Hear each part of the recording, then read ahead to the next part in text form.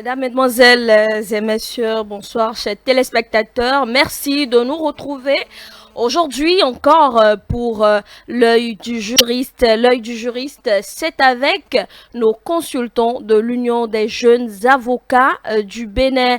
Aujourd'hui, nous recevons Maître Brice Oussou, avocat au barreau du Bénin et président de l'Union des jeunes avocats du Bénin. Aujourd'hui, nous parlons du bail d'habitation.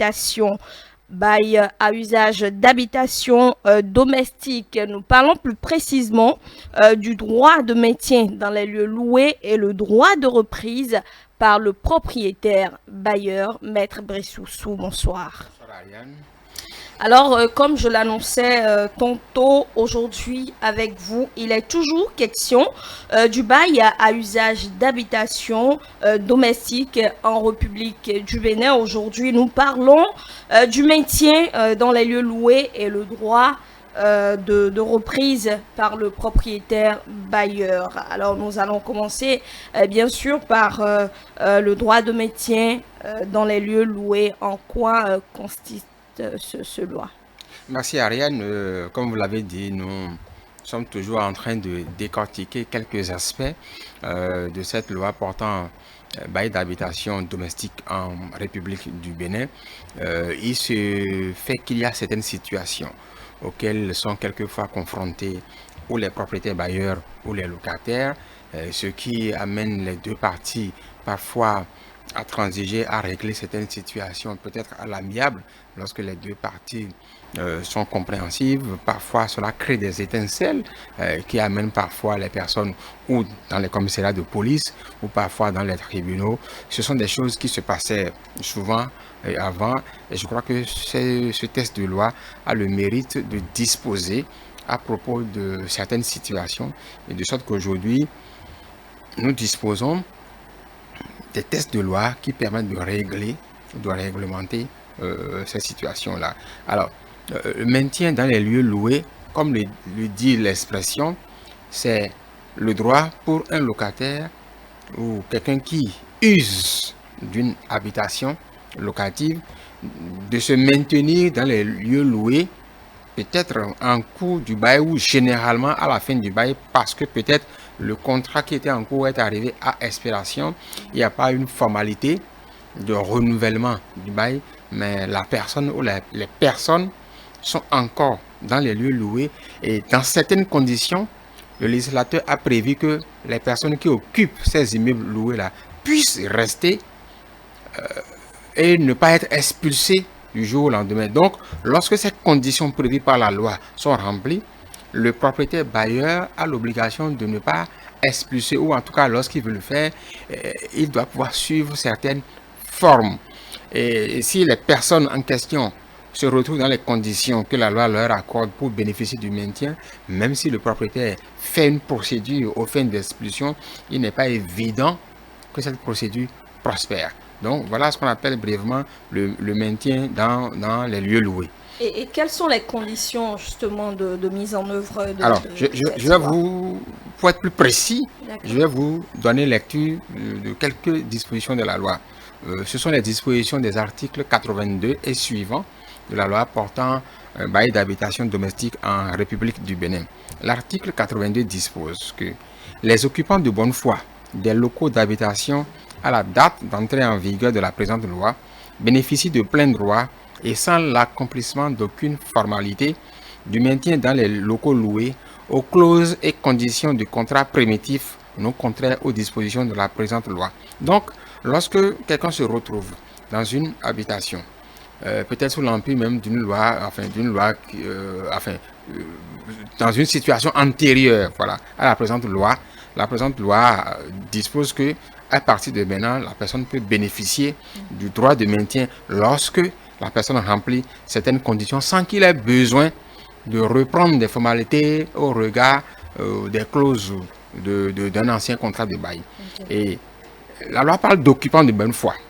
C'est qui l'occupant de bonne foi? Parce qu'il peut y avoir des occupants de mauvaise foi.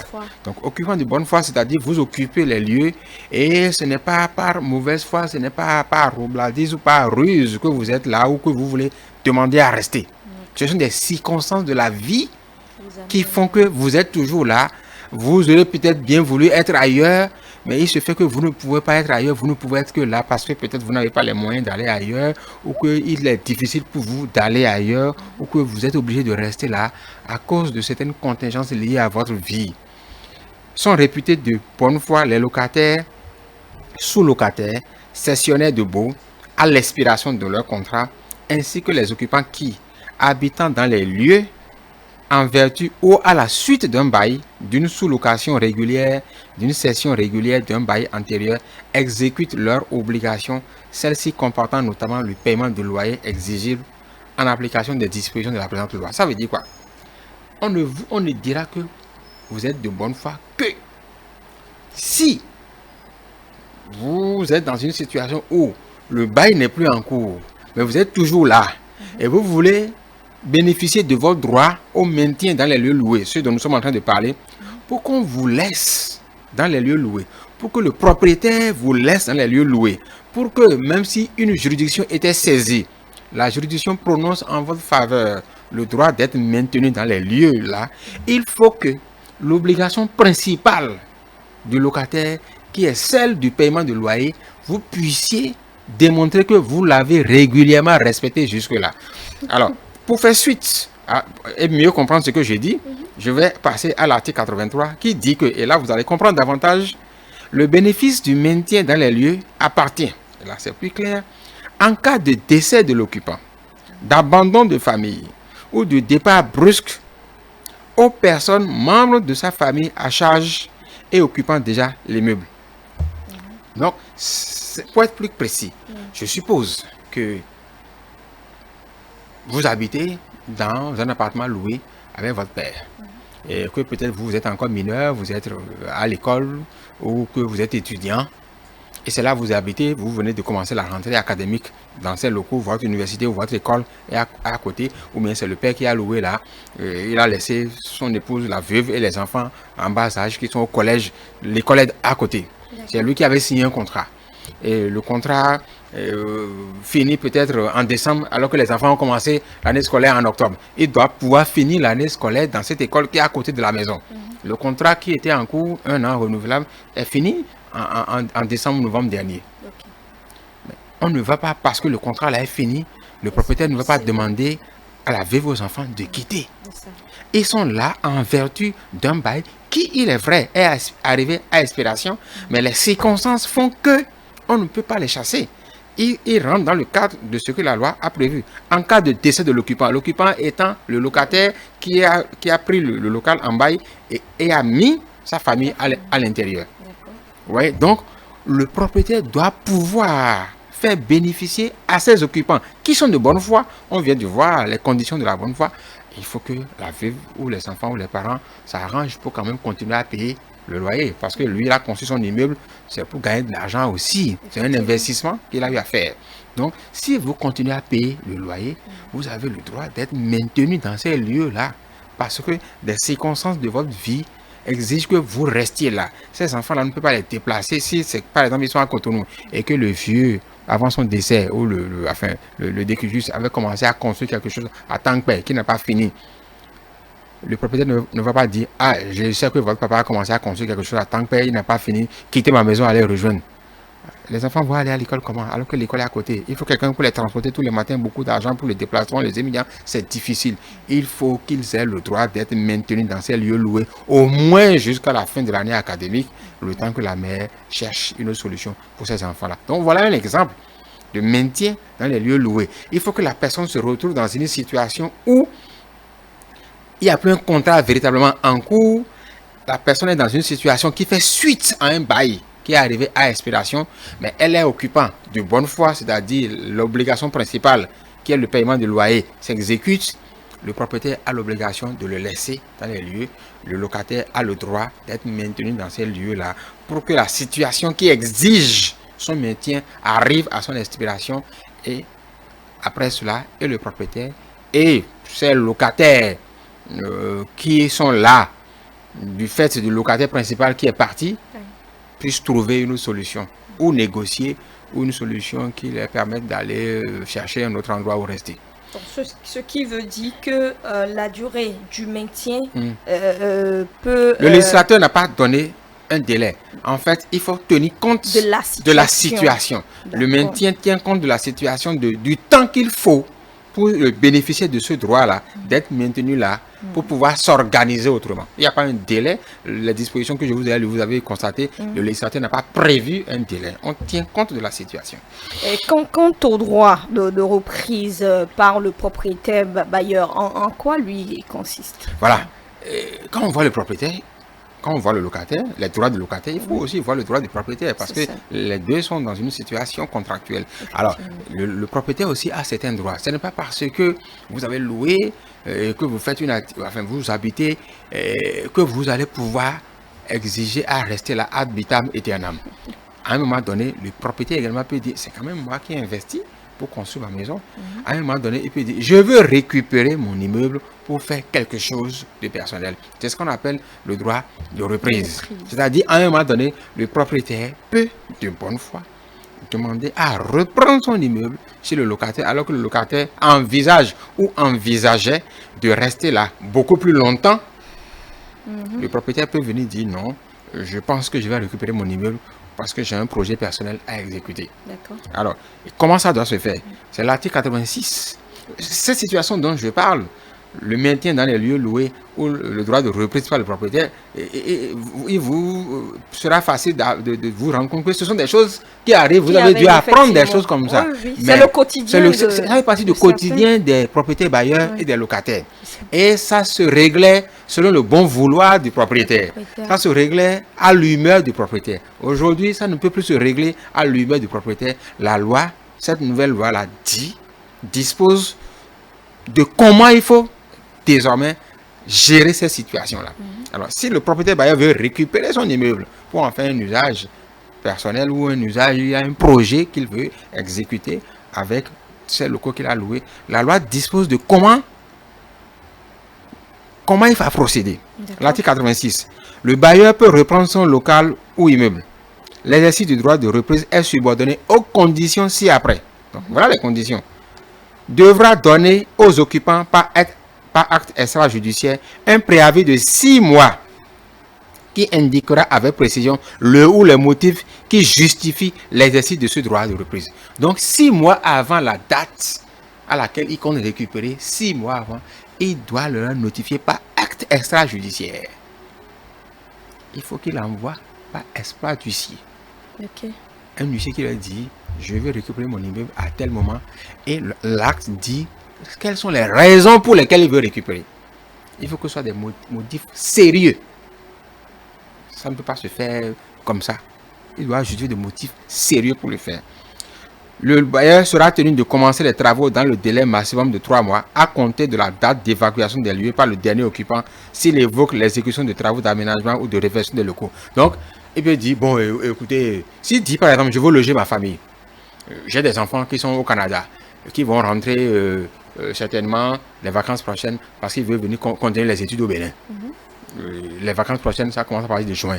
Il faut que déjà dès décembre ou novembre, ils disent, en juin prochain, mes enfants ou mes neveux rentrent, ce local que je vous ai loué, vous devez bien dégager ça pendant les vacances parce que j'ai des parents qui rentrent, qui vont désormais habiter là. Parce qu'à la rentrée prochaine, ils vont désormais commencer l'école ici. 6 mois avant la date escomptée pour reprendre, il faut avertir, donner les raisons. Et s'il dit maintenant, je veux récupérer les meubles, je veux refaire ça, je veux louer maintenant pour faire des boutiques, mais je veux réaménager pour louer. D'accord. S'il justifie de travaux, ou bien il dit, bon, je veux agrandir. C'était sous forme d'une chambre et salon, toute la maison 10, une chambre et salon. Je vais agrandir un peu, en fait, des 2 chambres et salon pour revoir, parce que j'ai beaucoup de locataires possibles qui me demandent 2 chambres et salon. Alors, s'il a excipé de travaux pour justifier la sortie du dernier occupant, il faut que 3 mois ou plus après la sortie, on constate qu'il a effectivement commencé les travaux. De sorte que le locataire qu'on a fait partie dans ces conditions, parce qu'on a justifié que c'est des travaux qu'on veut faire, s'il passe par là 3 mois après et qu'il voit que des travaux n'ont pas commencé, il peut assigner ce propriétaire bailleur-là en justice pour usage abusif du droit de reprise, c'est-à-dire expulsion abusive. Oui, c'est ce que dit la loi. Devra, dans la mesure de ses moyens, procéder au relogement des occupants évincés s'il possède ou peut recouvrer par l'exercice du droit de reprise d'autres locaux. Ne pourra relouer, occuper ou faire occuper les locaux avant achèvement des travaux. Donc, la loi a bien disposé. En fait, qu'est-ce qui se passe? Pour dire plus simple, il y a des propriétaires bailleurs qui se disent, bon, ce locataire-là, il ne paye pas bien les loyers, ou bien il ne paye pas régulièrement, ou bien sa façon de se comporter dans la maison ne me plaît pas. Alors, il veut le faire partir. Il n'a pas de raison. Or, ça, ce que je viens d'évoquer, ce ne sont pas des raisons valables pour demander la fin d'un bail d'habitation. Oui. Alors, il cherche des artifices, il indique certaines des raisons que la loi a prévues, il fait partie. Mais si le locataire qu'on a évincé dans ces conditions constate après que, en fait, ce sont juste des motifs fallacieux qui ont été évoqués pour le faire partir, il pourra. Et pourquoi il peut? Il peut agir parce que c'est l'article 87 qui dispose que le bailleur qui n'aura pas satisfait aux obligations prescrites par l'article 86 qu'on vient de lire, sera tenu envers les occupants évincés. Ça, c'est le revers de la médaille pour le propriétaire bailleur de mauvaise foi qui aura usé ou abusé de son droit de reprise pour faire partir un locataire alors que celui-là ne le méritait pas.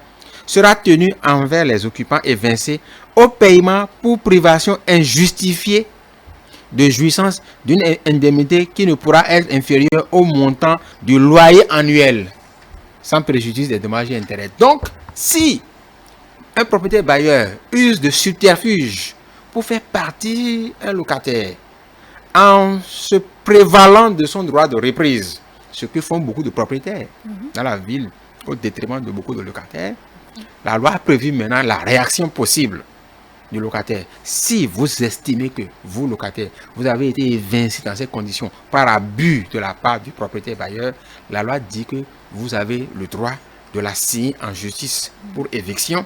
Et ce que vous pouvez réclamer, le droit de base, c'est au moins 1 an de loyer, sans compter les dommages et intérêts que vous pourrez calculer et justifier. Donc, dans tous les cas, si vous arrivez à justifier que vous avez été évincé de façon abusive, si c'est un loyer de 100 000 francs, le minimum que vous pouvez prendre comme indemnité d'éviction, c'est 100 000 francs x 12, 1 200 000. Si c'est un loyer de 30 000 francs, vous avez le droit de réclamer 30 000 francs x 12 au moins, avant de pouvoir réclamer encore des dommages et intérêts. Mais en droit, lorsque vous réclamez des dommages et intérêts, il faut pouvoir les justifier. Vous devez pouvoir démontrer le dommage que vous avez subi et démontrer le coût que vous présentez au juge de ces dommages-là. Et il arbitre lorsque vous exagérez. Et on va condamner le propriétaire bailleur à vous payer cette indemnité d'éviction et ces dommages et intérêts. Donc voilà, c'est pour que nos concitoyens propriétaires sachent que il y a un risque désormais au regard de cette nouvelle loi à abuser de ce droit de reprise. C'est pour également que les locataires sachent qu'ils ont ce droit-là, surtout le droit de maintien dans les lieux loués, je crois qu'il était intéressant de discuter de ces sujets-là. D'en discuter. Et donc, si je comprends bien, le droit de reprise par le propriétaire ne vient pas uniquement en cas de droit de maintien. Ce n'est pas une suite, en fait. Non, ce n'est pas une suite. Ce sont 2 droits distincts. C'est-à-dire que le locataire, je donne l'exemple d'orphelins et de veuves suite au décès de leur père ou père de famille occupant principal, c'est-à-dire le locataire auprès du propriétaire bailleur. Ils ont le droit de maintien dans les lieux loués ils peuvent justifier de cette situation dans laquelle ils se retrouvent qui est indépendante de leur volonté. Et le propriétaire bailleur sera tenu de leur faire bénéficier ce droit au maintien dans les lieux loués. C'est une situation qui est indépendante d'une reprise. Maintenant, si il veut reprendre cet immeuble-là, il ne peut pas, du fait de ce que lui, propriétaire bailleur, il veut bénéficier de ton droit de reprise, faire partie avant terme des personnes qui bénéficient déjà du droit au maintien dans les lieux loués. Ce sont 2 droits distincts qui ne s'imbriquent pas. L'un n'est pas la conséquence de l'autre. Et l'un ne doit pas empêcher la jouissance de l'autre. Et un droit ne doit pas obstruer la jouissance de l'autre droit. Voilà. Et dans le cas où, par rapport bien sûr au maintien dans les lieux loués, dans le cas où le bail prend fin, et dans l'attente de renouvellement ou par exemple entre-temps à cause des travaux d'asphaltage, les locaux ont pris de la valeur et le locataire se retrouve dans l'incapacité de payer. Attention, je comprends ce que vous dites, mais faisons très attention. Le droit de maintien dans les lieux loués, ce droit se grève sur les formes et conditions, je vous rappelle les dispositions de l'article 82, les formes et conditions du bail préexistant. C'est-à-dire quoi? La famille qui se retrouve là, alors que le bail en vertu duquel ils habitaient là, qui est signé par leur défunt père, a pris fin depuis 3 mois, lorsqu'ils se retrouvent là, le droit au maintien dans les lieux loués, ils en bénéficient aux formes et conditions prévues par le bail qui a pris fin. De sorte que le propriétaire ne peut pas leur dire, tant qu'ils sont dans la situation de maintien, parce que attention, ce n'est pas une situation éternelle. C'est une situation qui est appelée à prendre fin. Vous ne pouvez pas, parce que votre défunt père habitait l'endroit, le bail 1 an renouvelable a pris fin en novembre dernier, il est décédé, vous êtes à l'école, vous devez finir l'année scolaire, vous n'allez pas dire au propriétaire bailleur, si les enfants sont en 6e, qu'ils ont le droit d'être maintenus dans les lieux là jusqu'en classe de terminale. Non. C'est une situation provisoire, précaire, qui est appelée à finir dans un délai plus ou moins proche. C'est la situation, je vous ai dit, c'est la situation dans laquelle se retrouve. J'ai parlé de décès de l'occupant, d'abandon de domicile ou de départ brusque. Vous voyez? Donc, ce n'est que dans ces conditions il y a les cas prévus par la loi ceux qui habitaient là peuvent demander à bénéficier de leur droit de maintien dans les locaux loués le temps que leur situation change. Mais pendant ce temps, lorsqu'ils bénéficient de ce droit-là, le propriétaire n'a pas le droit de relever le coût du loyer. Il faut attendre que cette situation particulière de maintien finisse. Si ces occupants-là veulent, ils peuvent négocier un nouveau contrat de bail avec le propriétaire bailleur. Et dans ce cas-là, le propriétaire peut réviser le coût du loyer à la hausse si, en ce moment-là, au regard de la date à laquelle le premier contrat qui est arrivé à expiration en temps a été négocié, si le propriétaire se retrouve dans les conditions de relèvement du loyer tel que prévu par la loi. Voilà. Il peut le faire au moment de la renégociation possible du contrat avec ceux qui occupaient de bonne foi le local étant occupant bénéficiant du droit au maintien dans les lieux loués. Je crois que c'est clair maintenant. Aujourd'hui, il était question du maintien, du droit de maintien dans les lieux loués et le droit bien sûr de reprise par le propriétaire bailleur. On abordait ces thèmes avec l'un de nos consultants de l'Union des jeunes avocats du Bénin, avocat au barreau du Bénin et président de l'Union des jeunes avocats du Bénin. C'est bien sûr Maître Brice Oussou qu'on remercie pour sa disponibilité. C'est moi qui vous remercie. Merci beaucoup et on se dit à la prochaine. À la prochaine.